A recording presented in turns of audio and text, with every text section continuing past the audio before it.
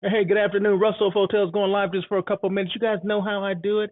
Today is Thursday, January 25th, 2024. This is the daily check-in with Russell of Hotels, live from LA, but hey, still vibing from my experience and visit Greenville, South Carolina, or Greenville, South Carolina. Okay, so still vibing from that. So I'm still on that high, right? And actually, today's little topic that I go over is going to have everything to do with like a Greenville, South Carolina, or cities that are similar, maybe similar in size, destinations that are similar in size. But let me give you a disclaimer first. This has nothing to do with Greenville, South Carolina, or anything I'm going to talk about. You may hear some scraping sounds in the background. We're having the house repainted, and right outside, I didn't know they're going to be doing this side this the same time I was going to be doing this live. But hey, that's okay. So you may hear a little background noise, meaning a little scraping sound and stuff like that. But I'll make sure I talk loud so you don't have to hear it. Okay. So, but anyway, once again, I do these daily check-ins daily. We talk about things within the hospitality space, specifically things like content creating, which I do, and then as well as hotel site selection or destination site selection, which I'm a part of. I do more hotel site selection, but sometimes they give me the destination, I find the hotel. So that's basically how it works. So those are kind of a couple of things that I do. So those are things I talk about on the daily check-in. Things that affect things that these are good things, right? I mean, these are, finding hotels within destinations and making sure they're right for the group that you represent or the groups that I represent. So those are kind of things I talk about. I also do a show called On Air with Russell of Hotels, that live hospitality talk show. Everybody's talking about it. And I go more into detail on that. I always have topics, right? But it depends on what the topic is and how far in depth I go into it. But the On Air with Russell of Hotels comes on every Tuesday at 1 o'clock PST. And like I said, we go into the ins and outs, the good, the bad, the ugly of the hospitality industry. Mostly good, but there's some stuff that goes on, right? I mean, from hotels that need renovation to service levels, things like that, or to technology that people are looking for. I mean, things like that. I mean, that's just an example of some of the things we talk about. So, or some things I talk about, and on occasion I have people come on and we talk about how they got in the hospitality industry. Did you choose hospitality or did hospitality choose you? I mean, I put a little twist on it, right? They never know the questions I'm going to ask, but the questions are easy to answer because they're about them. I do my research, I do my homework on people. You have no idea, but that's a little bit about what I do. But let's see. Let me turn the chat on. I guess I probably should have had the chat on before, right? But if you guys have comments to make, feel free to make your comments. I'm here for it.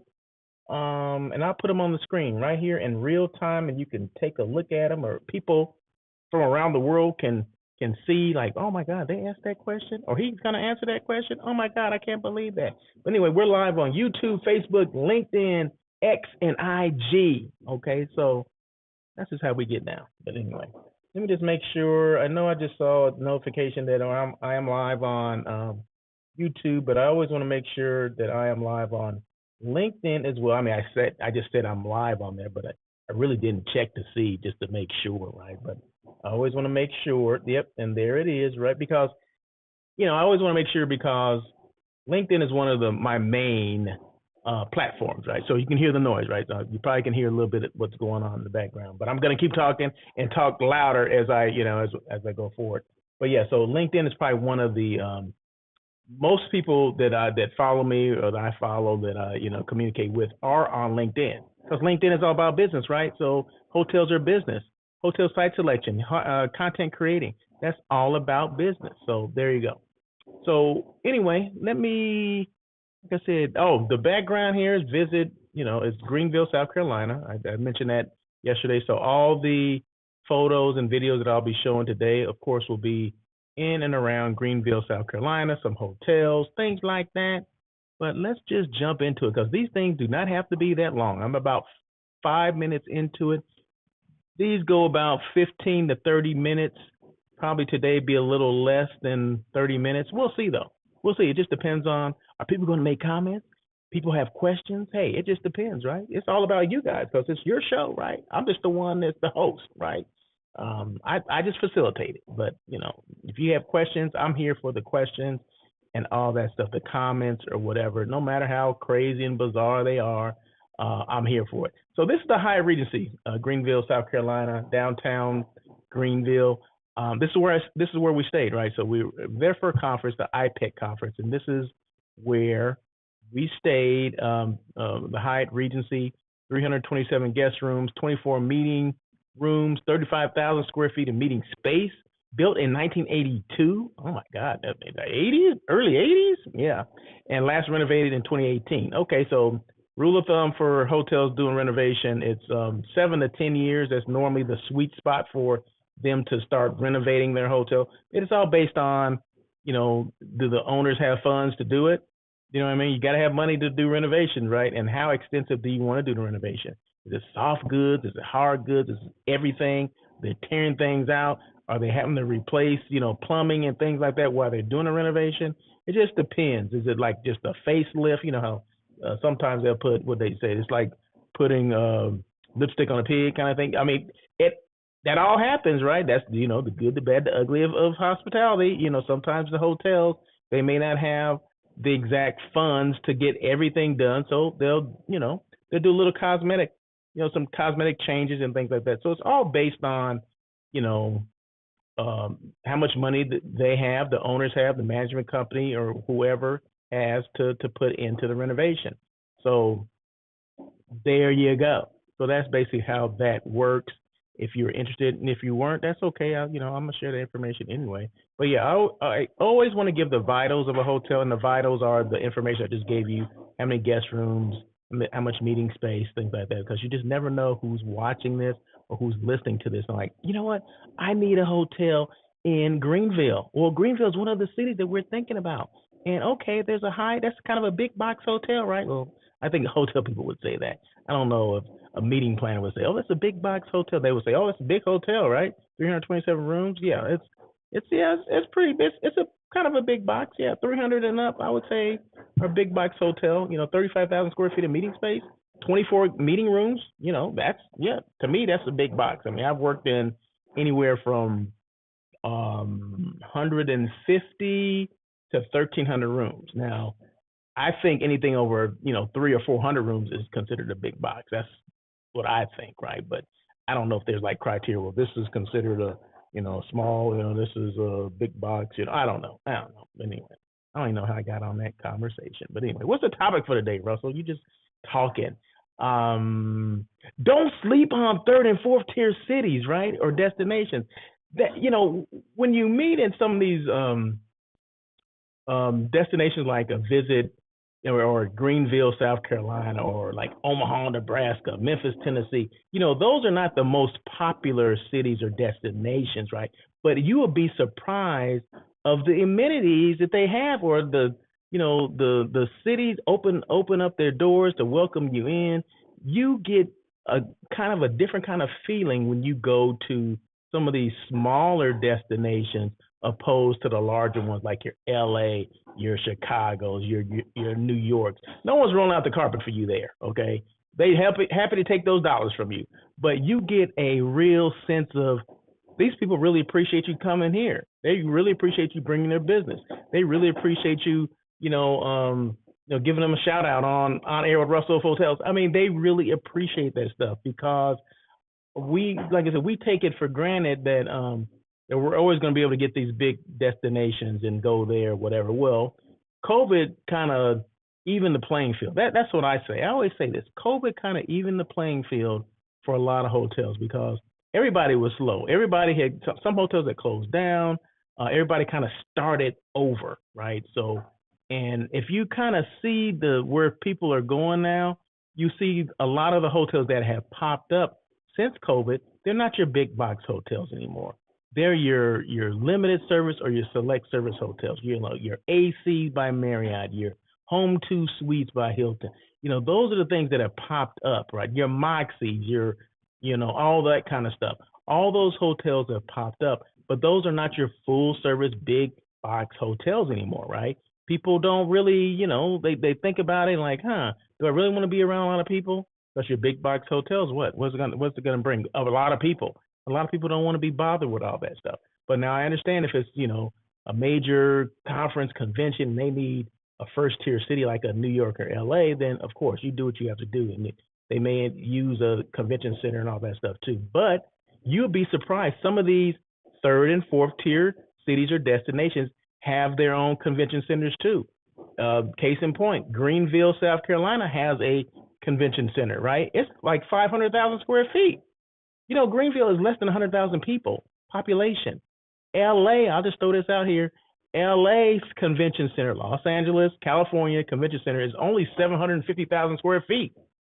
So it's only 200,000 more square feet than Greenville. Well, what's going on in Greenville that ain't going on in LA? Well, I can tell you what, a bunch of meetings in their convention center. So you just never know what hidden gems are out there. So on the ticker right here, I've just listed a couple of third and fourth tier cities. A first tier city would be like a New York, a LA, Chicago. Second tier city may be like a San Francisco, Philadelphia, Atlanta. Third tier city like in Austin, Texas, Asheville, North Carolina, Providence, Rhode Island, Greenville, South Carolina, Memphis, Tennessee, Tucson, Arizona, Santa Barbara, California. Those would be your third and fourth tier. I didn't, put a rank on them, but those are kind of Cedar Rapids. I mean, Cedar Rapids has a lot going on there too. Julie Style. Oh, hey, shout out to Julie. Okay. Pasadena. Okay. Shout out to Debbie Vale. She's there, right? The Long Beach, the LBC. I mean, all those cities are, in the third and fourth tier, maybe some of them, maybe even fifth tier cities, but they do a great job. And we tend to don't think about those cities because they're not, they're off the beaten path. Oftentimes the airlift, we perceive that the airlift is hard to get to them, but they're coming from a lot of destinations. You have to change flights anyway. You have to, change somewhere, right? So, I mean, I came from LA to Greenville, and I went from LA to Atlanta to here.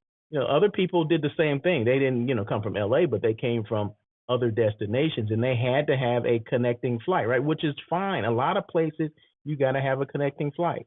So, I mean, I know sometimes cost could be a factor because, the more you change, maybe the more, time you're spending and maybe a little bit more money. But you get so much in return when you get to these destinations because they actually want you there and you can feel it. Okay. You can feel that they want tourism. They want meetings. They want all those things that are happening, right? They welcome that. They welcome the tourists. They welcome the meeting goers and things like that. You can feel it, right? I mean, I'm not just saying that is given, perfect. Okay. All right. I was just reading an email, but, emails pop up while I'm doing my live, what the hell? I mean, what the hell? What can you do? But yeah, so don't sleep. Back to what I was saying, just don't sleep on your third and fourth tier cities. I think they have a lot to offer.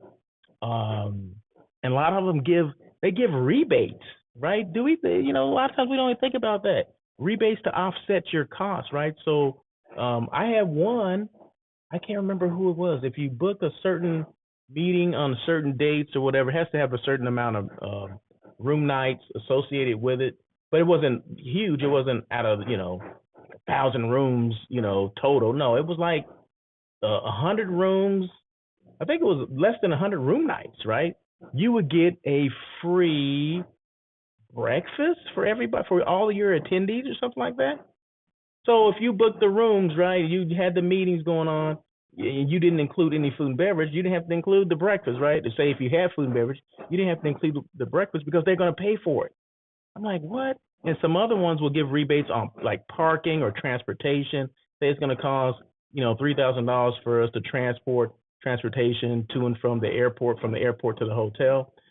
They would offset $3,000. I mean, that stuff happens, right? So, and I see this more prevalent in smaller destinations. Okay, smaller cities will do that because they, like I said, they want the business. They take pride in having people come in and like in Greenville, take advantage of like the local cuisine and we'll throw in a low country boil or something like that. Oh my God. I mean, shrimp and potatoes and all this kind of stuff, seafood, whatever.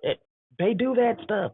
Shrimp and grits. We'll throw, a feast of shrimp and grits and a low country boil. I'm just throwing that out there, but doesn't that sound good? It does sound good, right? But although I don't eat any of that stuff, but I mean, it sounds good, right? I see it all the time, right? So, but yeah, so those are things that some of these smaller destinations can do or that will do that the larger ones won't. So, I mean, we always focus on the 1 and 2 tiered cities that are popular as heck. And the reason why the 3rd and 4th tier and even 5 and 6 tier cities really popped up, really are now more relevant is because what happened when COVID hit, people had to cancel, people had to postpone or carry over their meetings and conventions to another year, right? Well, then when COVID kind of, when the world opened back up again, people were rushing to get those dates again. And people were having a hard time finding those dates again, right? They were at a premium and they were costing a lot of money. Well, that opened up the door for a lot of 3rd tier and 4th tier cities like your Grand Rapids, your Pasadena, your Long Beach, your Greenvilles, your Nashville, your Savannahs, your Salem, Oregon, your Branson, Missouri, all those. Branson, Missouri, I think of Ozark when I always hear Branson, Missouri for whatever reason. But your Hamptons and all that stuff, it opened those up for people to go to them because they couldn't get,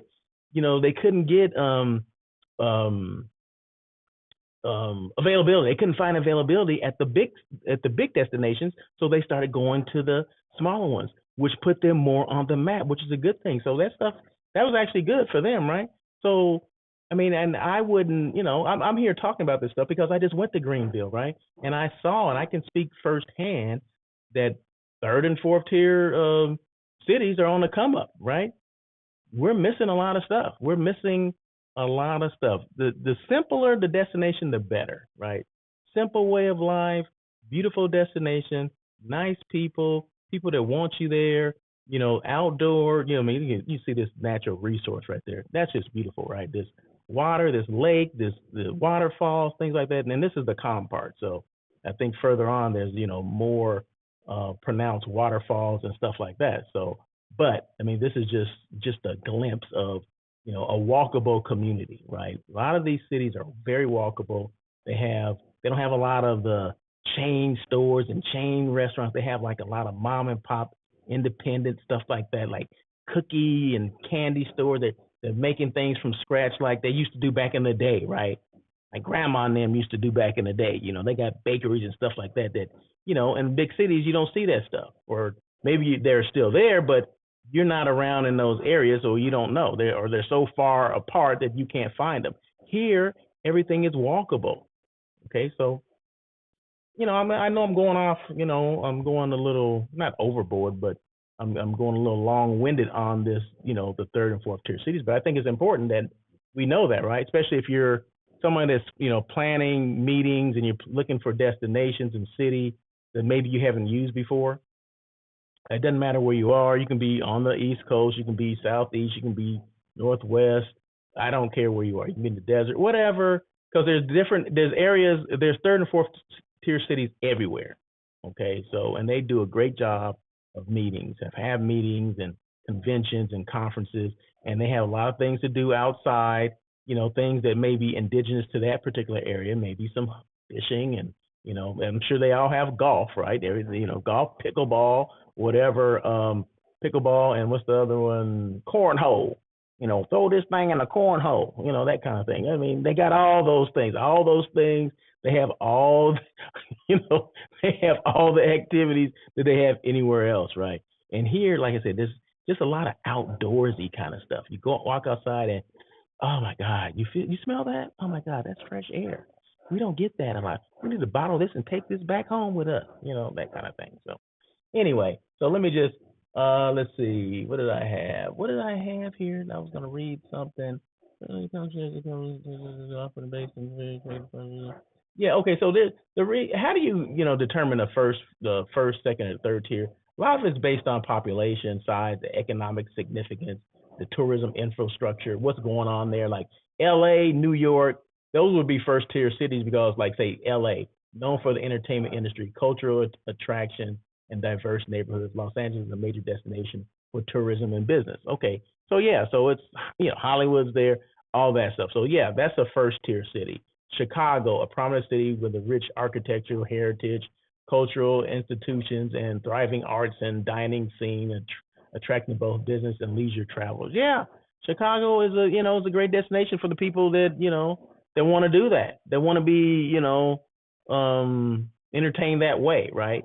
But some people, some groups don't want that. They want to do something a little different, but they don't do it because they don't know, right? You don't know what you don't know. And then, of course, New York, a global economic and cultural hub, attracting millions of visitors with iconic landmarks, Broadway shows, museums, and diverse neighborhoods. Yeah, New York is dope too. But like I said, everybody's not looking for that, right? A lot of people want to get back to, let's rediscover America, the good parts, right? Let's rediscover, what's going on in America, right? We don't want to leave the country. We want to see what's going on. So there's a lot of places to go here that are not these first tier and second tier cities, right? Maybe even third tier cities. So there's a lot of stuff that I think we're sleeping on. So once again, my discussion was don't sleep on third, fourth, fifth tier cities and destinations. Check out and give them a chance, right? That's all I'm saying. That's all I'm saying. So that's it. Like I said, these things don't have to be that long. I can't speak. I'm just choked up talking about these third and fourth tier cities. I'm at 21 minutes right now. See, that's what I'm talking about. So this is another hotel that we saw, AC Hotel in Greenville, South Carolina. So AC Hotel, they're on the come up too. These are select service hotels, but I'm just getting so choked up. Some of the designs of these hotels are just outstanding, are out of control, over the top, right?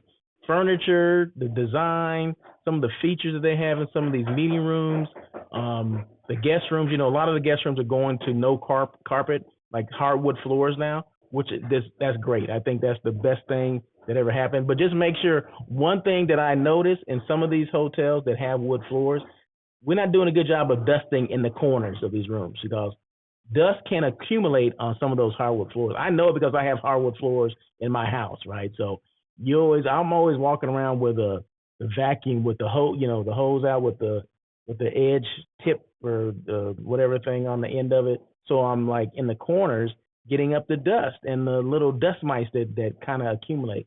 Make sure hotels that we're doing that too, because I did notice that in a couple. I used to be a housekeeping manager, so there's nothing that can happen in a room that I don't notice, right? That I don't see.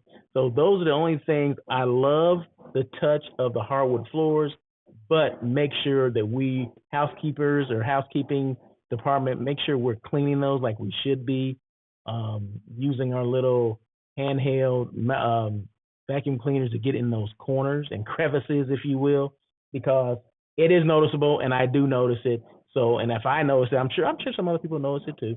But the rooms are good. I like it. Even at the Hyatt has the wood floors as well. AC Hotel. I think all the newer hotels do.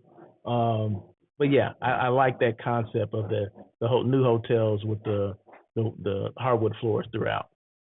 Okie dokie. And then I think I have one more. Okay, this is actually my guest room here at the Hyatt Regency Greenville, South Carolina. So I actually took a little video, started with the outside skyline, and kind of came into the room, as you can see here. Yeah, I had a room with 2 beds in it, which is good because I put my stuff, my luggage, and my clothes on one bed, and I slept in the other one, okay? That's what I do. So, no, I appreciate them giving me, I didn't ask for it, I didn't request it, but they gave me 2 beds anyway, so that's a good thing. Probably because they had more doubles than kings, and the kings are probably more of a premium, so there you go. I'm good with that. I'm good with that.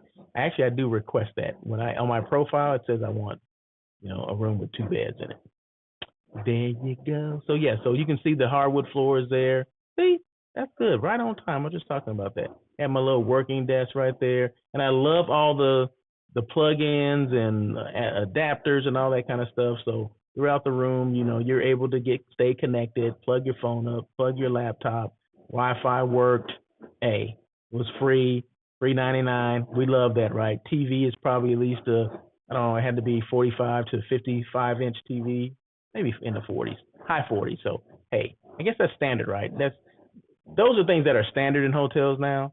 I know what's going to happen though. When you go to hotels and they normally have like some type of basic cable where you get your CNNs and whatever the local ABC, NBC, whatever TVs are going to go to, or the services. I mean that costs money, right? It's going to go to a straight, what is that called? Where you have to download your app, like have your own account, like I guess YouTube and Netflix and all that stuff, which you have now, right? You're just gonna be taking that from your house to your hotel room, because hotels are gonna get rid of that. If it's an added cost, they're gonna get rid of it, because a lot of people they stream things anyway, right?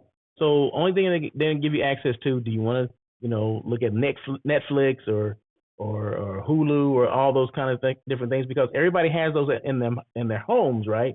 See, back in the day, remember this? Back in the day, hotels, their technology was above you. They were like years ahead of what we had in our household. Well, now it's kind of the opposite now. Hotels have kind of dropped behind. Hotels now have all the, cameras cameras at your door, the Ring and things, the digital, I can order things online and I can control, the temperature and stuff like that through an app or whatever at my house. I mean, I can do that now, right? So I can turn on my alarm, turn it off, no matter where I am in the world. So, but hotels don't have that technology like they used to. Before, hotels would be, like I said, they would be 10 years ahead of what you would do at your house, because you would see things, oh, I'm going to get that in my house, right? Well, now you don't. So hotels are kind of behind as far as technology is concerned. This ain't what I'm going to talk about today. I mean, I'm just hit on that a little bit. But I see, hey, but what's up? I see my brother-in-law, Gary Delgado. He's out there in Gastonia, North Carolina. Hey, man, I was in Greenville. I don't know how far that is from you, but I was there from Sunday through Tuesday night. I'm not sure how far. Oh, well, Gastonia is in North Carolina. I was in South Carolina. I was in Greenville, South Carolina. So anyway, but hope you are doing well. Shout out to you. And yeah, give me a call sometime. We can chop it up. So, but yeah, so I do these lives I do something every day, Monday through Friday, right? 5 days a week. I'm doing something. Either it's a daily check-in, Monday, Wednesday, Thursday, and Friday. And then on Tuesday, I'm doing On Air with Russell of Hotels, that live hospitality talk show that comes on Tuesday at 1 o'clock. Okay. So 5 days a week, you will see me. Okay. Normally around noon, 12:30, but I think I got on about 1:30 today. That's all right. Yeah, I'm going to do it though. What's up, Chris? Oh, see, Chris Black is always on here. What's up, cousin? He's out there in Vegas. What's going on, Chris? I met two people in the last month or 2 months, last name Black. And I said, they got to be related. That ain't a common last name, right? They ain't blacks everywhere, right? So I'm like, and one of them lived in Vegas. And I told her, I said, I have a cousin that lives here. His last name is Black. You got to be related, right? She goes, well, I don't know. I don't know that I have any cousins here. Just my immediate family. I said, no. I said, there's some other blacks there. It's just that you don't know that they're there. I said, you have some in LA, you have some in Blythe. I said, you got them everywhere, right? But she didn't seem to know if they were, other blacks, and blacks meaning the last name. Okay, I know somebody was like, there's blacks everywhere. What are you talking about? I can't throw a rock without hitting one. No, I ain't talking about that. I'm talking about last name Black. Okay, so, but anyway.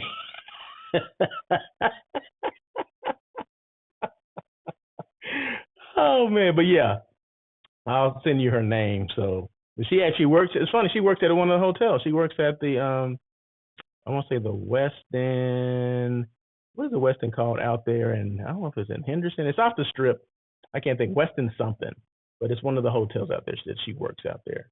But anyway, I'll talk about it another time. But anyway, that's it. I thank you guys for coming on. I appreciate Gary and Chris for coming on. That's family right there, right? So family will always support you, right? Well, some of them will, not all of them. But on Paradise used to be the Hilton, maybe so. Paradise, is that is that on the Strip? I'm not sure.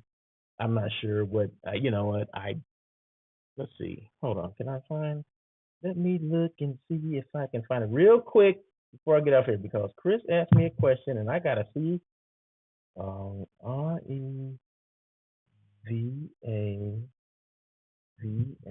Hold on with me. Hold on, please, people. Just trying to find something for behind the strip next to Circus. I don't know. It's there's a lake there. Is it called Lake? Is the lake called Lake Las Vegas? Where's Lake Las Vegas? Tell me where Lake Las Vegas is. And I think that's where. Let me see. Hold on one second. Let me just look at one more thing. Let me look at one more thing because obviously I don't have. I thought I had her number here, but oh yeah, okay. I'm gonna tell you right now. Yeah, the Westin Lake Las Vegas. No, Westin. Hey, where are you going to next? My next trip, I think there's something that just came up a couple of days ago. Texas. It's outside of Dallas. That's going to be my next trip.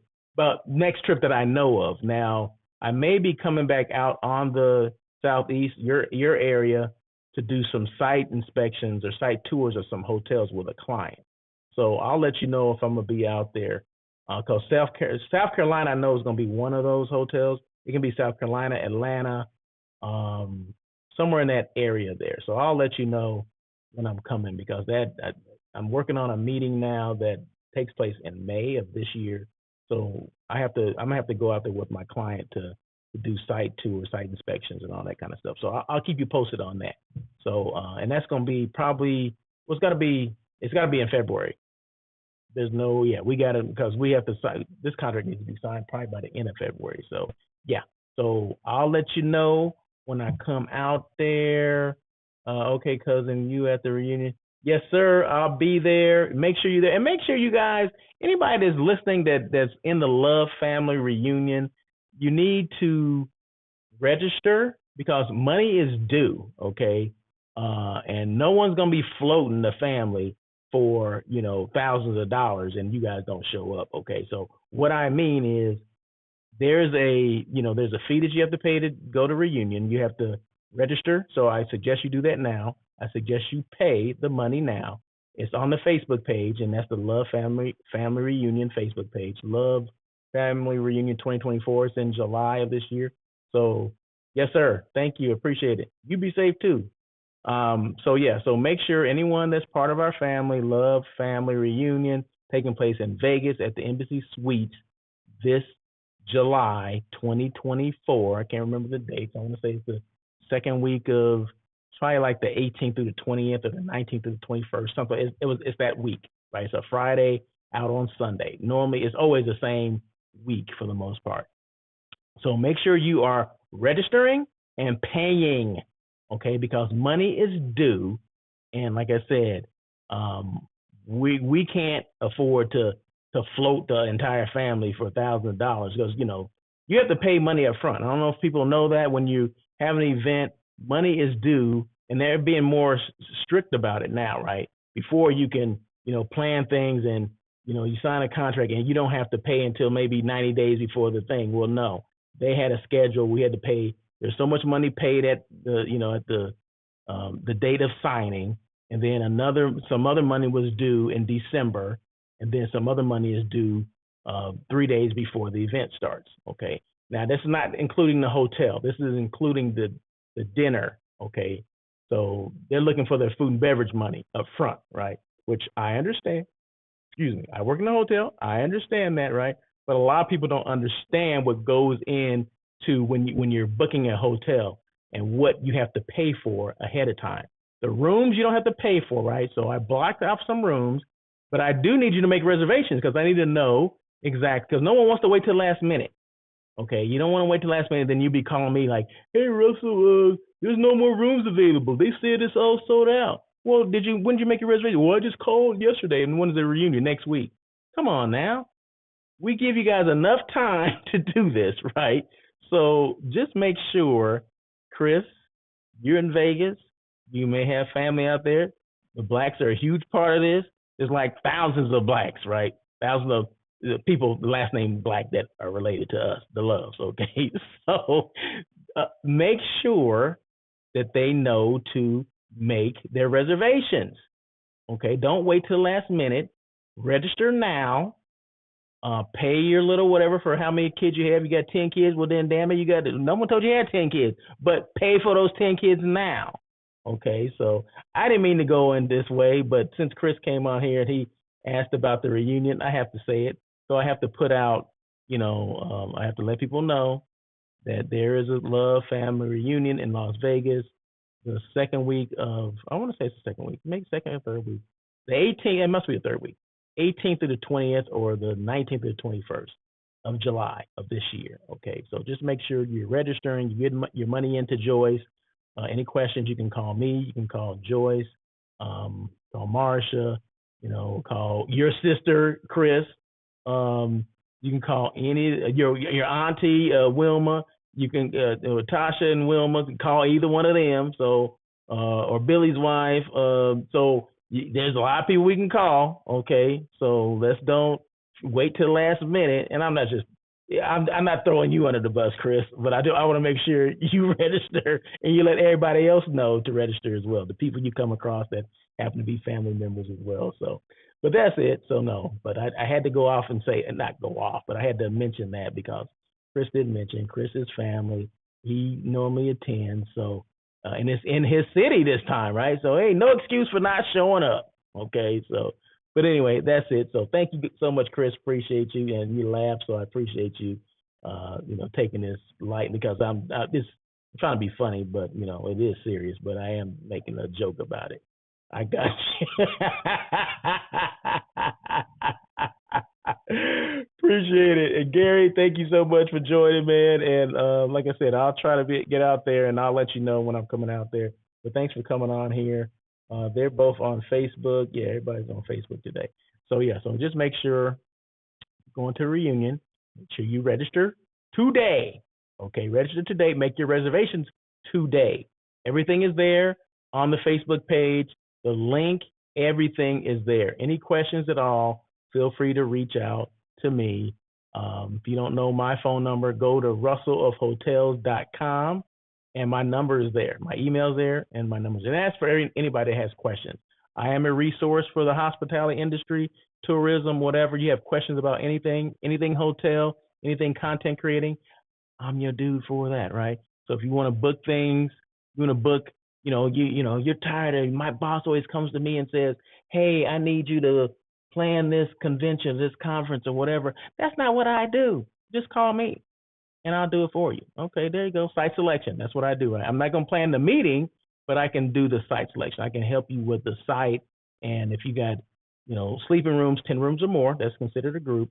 If you need meeting space, my job is to find the hotel for you that, sufficient enough to have your meeting or whatever the event is. So there you go. That's what I do. Anyway, that is it. See, I done went over because I'm talking to Chris and Gary. So anyway, you guys have a great day. Once again, if you didn't like what I had to say today, that's okay because I'll be back tomorrow on Friday to do it again. So anyway, until tomorrow, you guys have a great day.